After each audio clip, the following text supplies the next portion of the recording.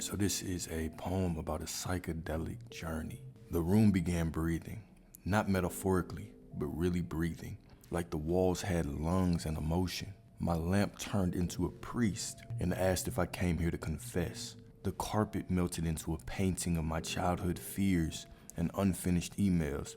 I nodded, but who was nodding? Me or the idea of me? At first, I still saw people like I used to. That one 6'4", drives a Tesla, probably does keto.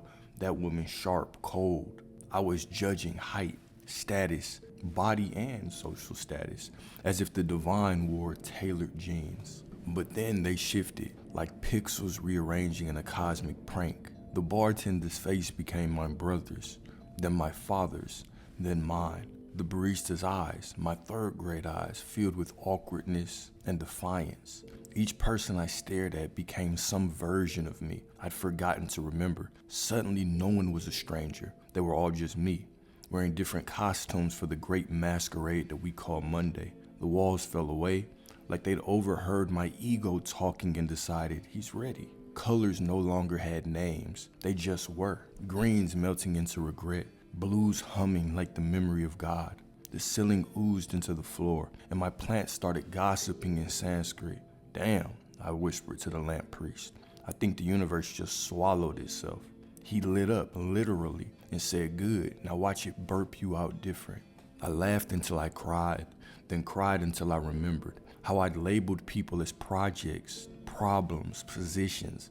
But now every face was a mirror, and every mirror was a prayer. I saw a woman on the corner, scratching her arm and talking to a cloud. Her voice was terrifying, like the truth you try to ignore in daylight. And yet even she was me, just the parts I judged so harshly. I had to exile them into others. The high wore off, but the seeing didn't. Now when I walk down the street, I don't see tall, short, rich, weird. I see echoes, fragments, reflections, versions of me, learning to forgive themselves for pretending to be anything but one. And every time someone cuts me off in traffic, I try to remember that was just me running late for a meeting with myself.